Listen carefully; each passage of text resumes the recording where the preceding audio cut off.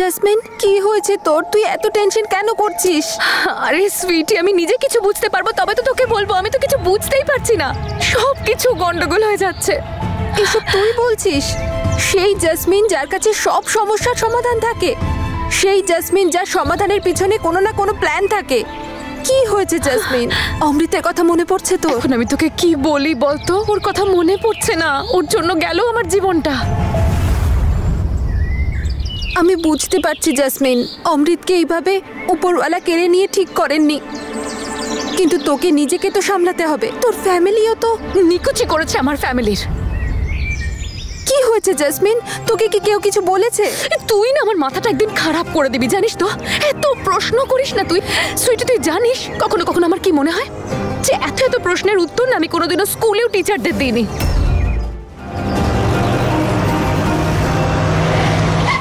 বীর, আমাকে তো রাগ দেখাচ্ছে, এবার তুমিই কথা বলো ওর সাথে গিয়ে।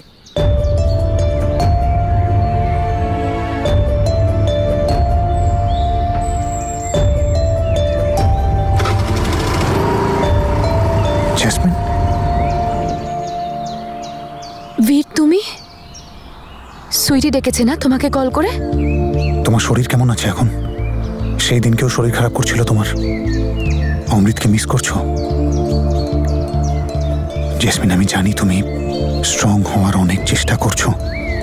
তুমি এক কাজ করো, তুমি কাঁদো, নিজের মনের ভিতর যত কষ্ট আছে সব বের করো। না বীর, আমি কাঁদতে চাই না, আমার পাচ্ছে না কান্না। আমি জীবনটা বাঁচতে চাই যেমন আমি আগে বাঁচতাম, স্বাধীনভাবে, নিজের ইচ্ছে। আমি না ইন্ডিয়া ফিরে এসেই ভুল করেছি, আমার এখানে আসাটাই উচিত হয়নি। তুমি আর তানিয়া চলে আসতে এখানে, সামলে নিতে সবকিছু একা, আমি তাতেই খুশি হয়ে যেতাম। এখানে এসে কি করলাম বলো? না অমৃতের বাড়ির লোক আমাকে অ্যাকসেপ্ট করতে পারলো। আরে কারোর তো কিছু যাই আসে না। আমার জন্য তো আমার বাপের বাড়িতেও কোনো জায়গা নেই, আর শ্বশুর বাড়িতেও নেই। আমার এখানে আসাটাই ভুল হয়েছে। কারোর কিচ্ছু যায় আসে না যে জেসমিন বেঁচে আছে, কোথায় আছে, আর তার উপর আবার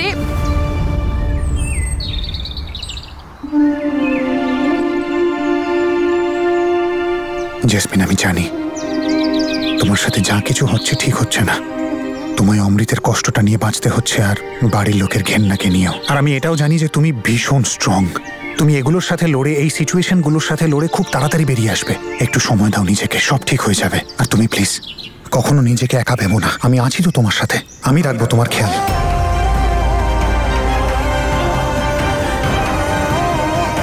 অমৃত আমার ভাই ছিল, ওর রেসপন্সিবিলিটি আমারও রেসপন্সিবিলিটি, আর আমি দেওয়াবো তোমাকে তোমার অধিকার।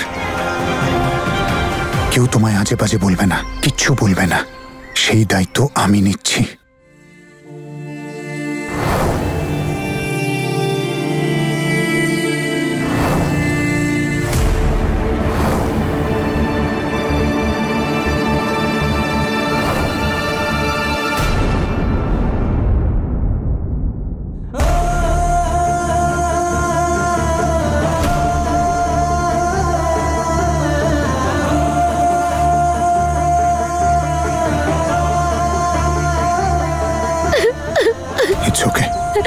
আমারও অমৃতের কথা খুব মনে পড়ে, খুব মিস করি ওকে আমি।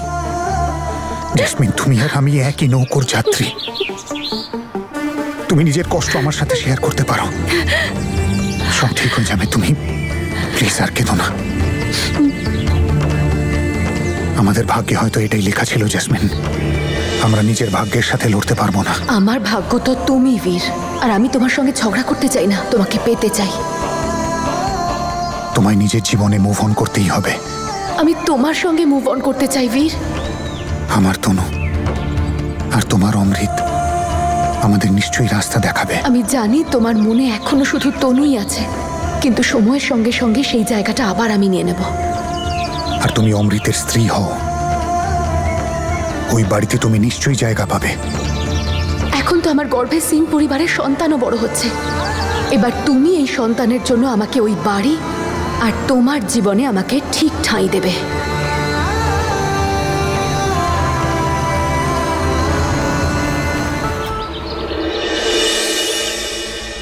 খুব ভালো মা।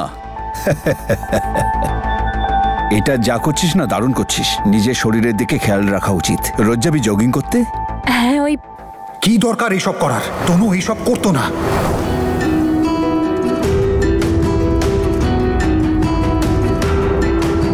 ওই লন্ডনে আমি আমার একটা ফ্রেন্ডের সাথে রোজ যেতাম, তাই।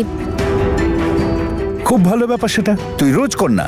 আমিও প্রত্যেকদিন তোর জন্য নিজের হাতে না নতুন নতুন করে জুস বানাবো তোকে খাওয়ানোর জন্য। এনে খা, খা না। দেখো কাণ্ড, দেখছিস অভিরাজ, এত বছরে কোনোদিন এক কাপ চাও আমাদের দেয়নি, আর মেয়ের জন্য রোজ জুস বানাবে, তাও আলাদা আলাদা ফলের। আরে তোমরা না আমার মেয়ের জুসের দিকে একদম নজর দিও না। ওকে খেতে দাও। খা খা, তুই খা রে বাবা, ওদের কথায় কান দিস না। Thank you.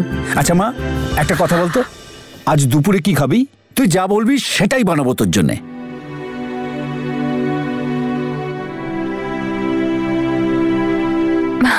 সেটাই হবে। হ্যাঁ, সন্দেহ আছে নাকি বল?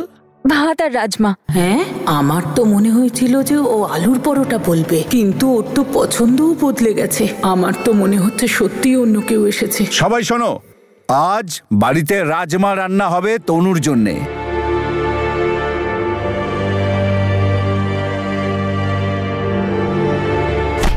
আরে মা, মা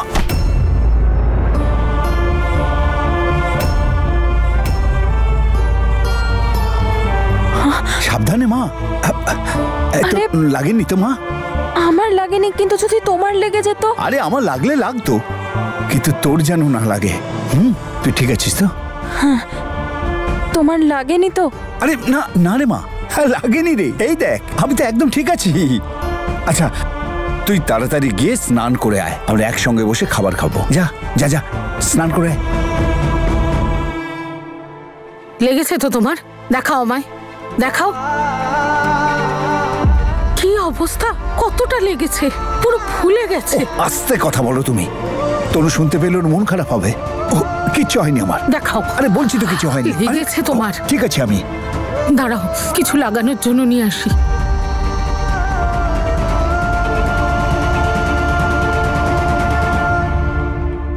ওহো, ঠিক আছে গো মা। ধরিয়ে দিয়েছি সবাইকে তনু নামের খেলনাটা। এবার সবাই ওকে নিয়ে আনন্দে থাকো। আমি নিজেই পৌঁছে যাব যেখানে আমার থাকা উচিত। আমার জন্য কাউকে কোনো কষ্ট করতে হবে না।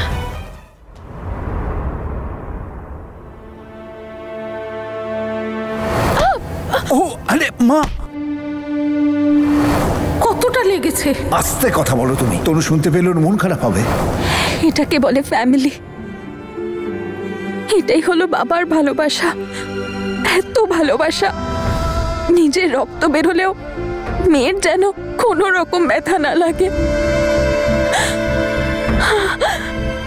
আমার ভাগ্যে কেন ছিল না এসব?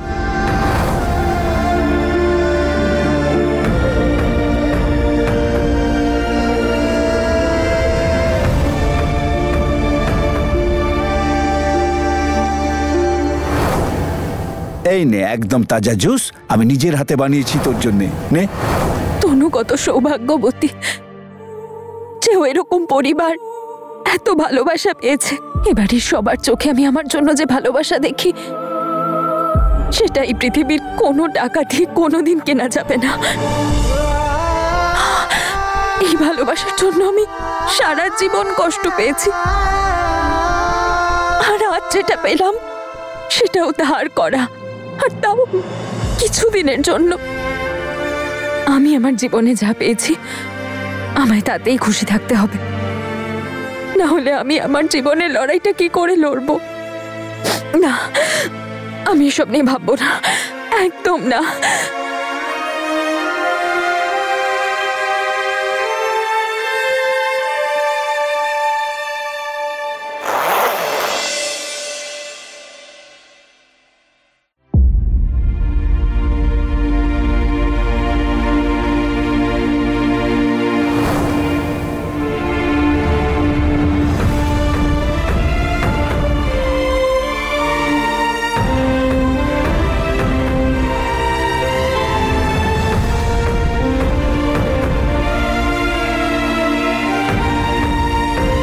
এই সময়টা আফসোস করার নয়।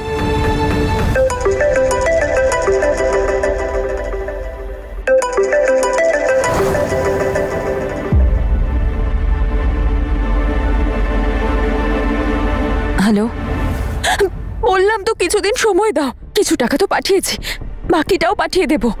আমাকে একটু শুধু সময় দাও। আমি বলছি তো পাঠিয়ে দেব, সত্যি। শুধু পুলিশের কাছে যেও না।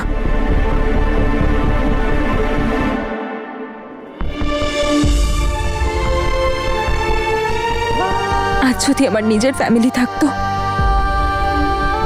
তাহলে আমাকে এইসব ডিল কখনো করতে হতো না। হয়ে গেলে তো স্যান্টি।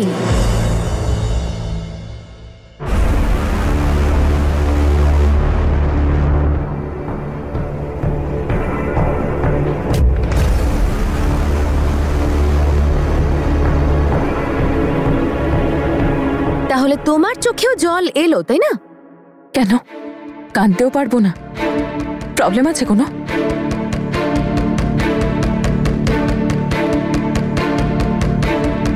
বাবার হাতে বানানো জুস খেয়ে নিজেকে বাবার প্রিয় মেয়ে মনে করো না। সব সময় মনে রাখবে যে তুমি এখানে কি করতে এসেছো, আর খুব তাড়াতাড়ি তোমাকে ফিরেও যেতে হবে। আমারও এখানে থাকার কোনো শখ নেই, আর আমি কিচ্ছু ভুলিনি। আমি নিজে এখান থেকে যত তাড়াতাড়ি সম্ভব যেতে চাই, কারণ আমারও লাইফ আছে আর আমাকে নিজের প্রবলেমসও সলভ করতে হবে। যেমন লোকেদের ধার শোধ করা,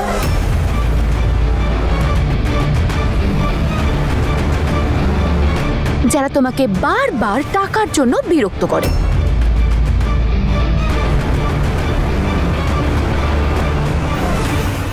আই এম সরি তানিয়া, আসলে আমি শুনতে তো চাইনি, কিন্তু কি করব, আমার কান দুটো না একদম আমার মতো, ভীষণ চালাক। কিন্তু তুমি টেনশন করো না, বীর আছে তো, ও শোধ করে দেবে তোমার সব ধার। আর যেটুকু ছোটখাটো ধার থাকবে সেগুলো আমি করে দেব। কি এইসব? কি চাও তুমি আমার থেকে? তুমি তো দেখছি ভীষণ বুদ্ধিমতী তানিয়া, স্মার্ট। হ্যাঁ, অফকোর্স, কারণ আমি তনু নই, তানিয়া। যেমন তোমার কান আছে না, ইন্টেলিজেন্ট, তেমনই আমার চোখ আছে, ইন্টেলিজেন্ট। ঠিক যেমন তুমি লুকিয়ে লুকিয়ে কথা শোনো, তেমনি আমি আমার চোখ দিয়ে সব কিছু দেখি আর বুঝতেও পারি। অনেক কিছু দেখেছি আমি, আর তোমার মতো মানুষদেরও। তাই চলো সোজাসুজি বলো যে এক্সট্রা টাকা কেন অফার করছো? এক মিনিট।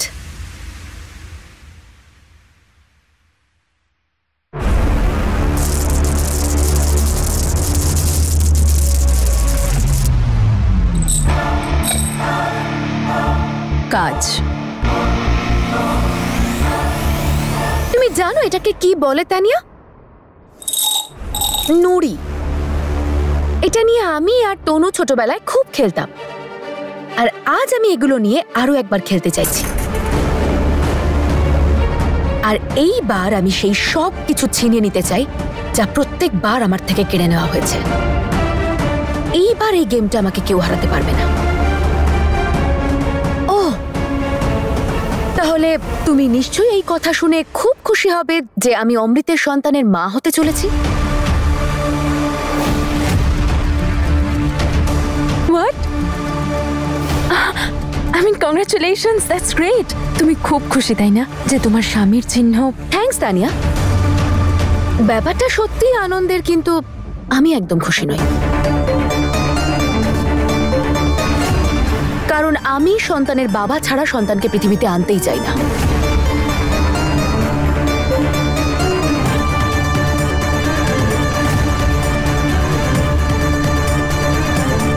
তার মানে? হ্যাঁ তানিয়া, আমি এই সন্তানকে পৃথিবীতে নিয়ে এসে কি করব, যেখানে আমি জানি যে আমার সন্তান এমন একটা বাড়িতে জন্ম নিতে চলেছে যেখানে না আমাকে কেউ পছন্দ করে, না ওই বাড়িতে আমি যাই সেটা কারোর ভালো লাগে, না কেউ আমাকে সম্মান করে, আর না কেউ আমার সাথে কথা বলা পছন্দ করে। সরে যাও আমার কাছ থেকে, খবরদার যদি আমার কাছে এসেছো তো। আর এমনিতেও তানিয়া, আমি একজন সিঙ্গেল মাতার হয়ে আমার সন্তানকে পৃথিবীতে আনতে চাই না। আমি আমার হবু সন্তানের জন্য সবসময় চাইবো একটা কমপ্লিট ফ্যামিলি।